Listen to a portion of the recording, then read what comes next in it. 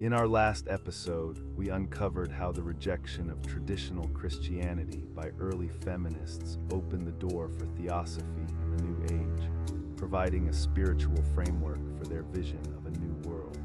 But this spiritual push was deeply intertwined with a more seemingly scientific agenda: eugenics and population control.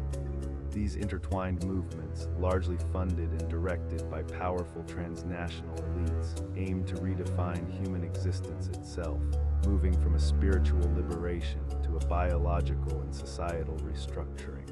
At its core, this narrative reveals a profound devaluation of motherhood and the traditional family, viewed as obstacles to a perfected humanity and a centralized global order.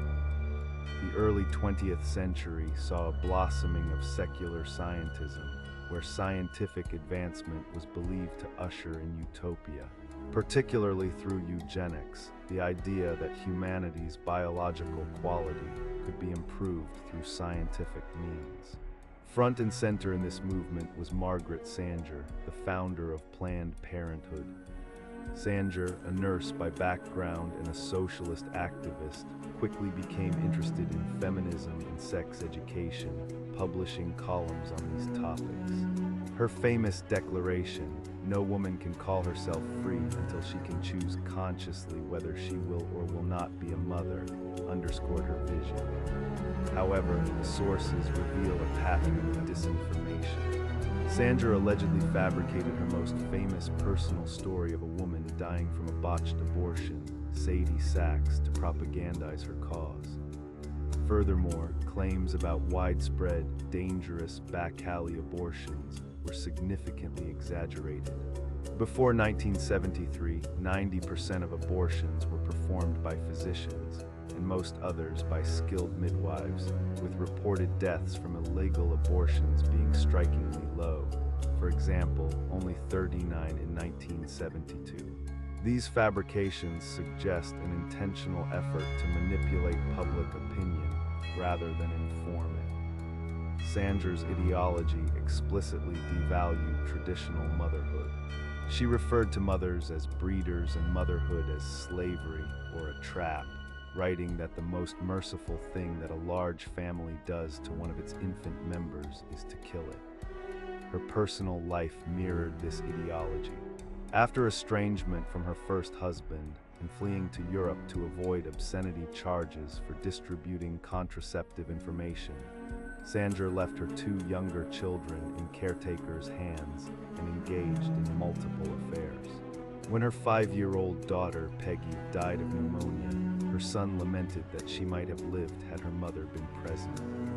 These choices, as documented in her biographies, reveal a woman who prioritized her cause over her own children. Sanger's worldview was shaped by influential figures like H.G. Wells, a prominent writer and Darwinian biologist who influenced her ideas on transhumanism and futurism.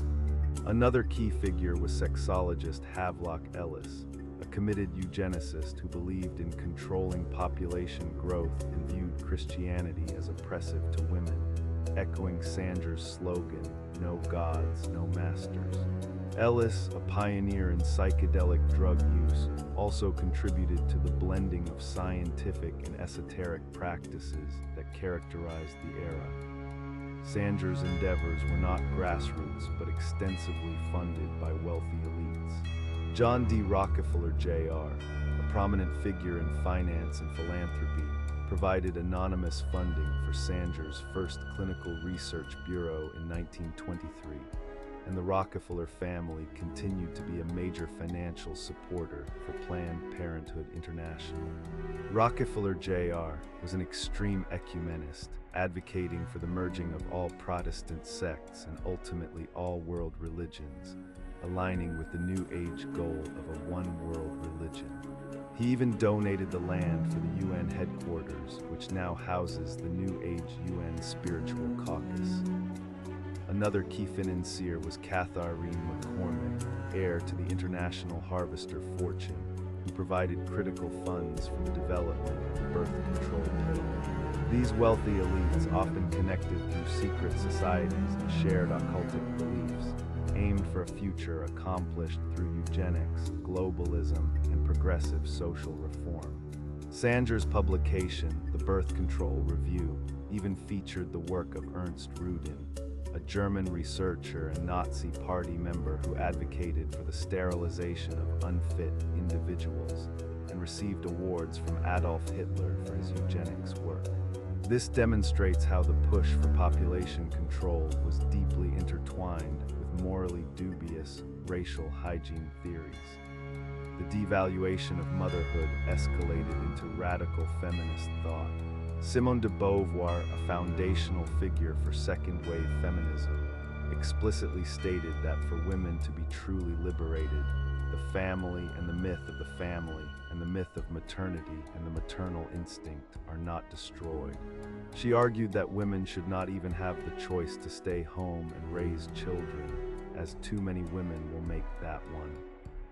This vision was taken to its extreme by Shulamith Firestone in her 1970 book, The Dialectic of Sex. The Case for Feminist Revolution. Firestone argued that childbearing and rearing were the original class division between men, producers, and women, reproducers, and advocated for women to seize control of reproductive technology. She envisioned a future where children would be born via artificial wombs and raised communally, abolishing the nuclear family and traditional parentage. This seemingly futuristic idea was not new. As early as 1930, British statesman F.E. Smith predicted that scientific progress would liberate women from maternity through ectogenesis, birth in laboratories, ensuring the state could produce citizens of any desired physical and mental complexion. These ideas illustrate a shared goal, whether from atheist technocrats or pagan goddess worshippers: the destruction of the family, marriage, and ultimately motherhood, seen as necessary to dismantle Christianity and achieve a new global order. A century after the passage of the 19th Amendment and the widespread availability of birth control, the consequences of this radical agenda are profound. Marriage rates have plummeted, and out-of-wedlock births have skyrocketed to 41% by 2010. More than one-third of all U.S. children now live without their biological father, leading to significantly higher risks of poor outcomes like homelessness, behavioral disorders, and substance abuse. Despite rhetoric of liberation, women's overall subjective happiness has decreased, both absolutely and relative to men's, since 1970. The push for careers has led to women holding the majority of college debt, and despite gaining independence, many are now more dependent on government welfare or antidepressant medication. The intentional deconstruction of family and the devaluation of motherhood, backed by powerful financial and ideological forces, has led to a society struggling with unprecedented social breakdown. The sources argue that this is the ultimate Faustian bargain, a spiritual battle disguised as a political struggle for women's liberation, fundamentally transforming human existence and society. In our Part 7 video, we will explore the sexual revolution and demonic incarnations.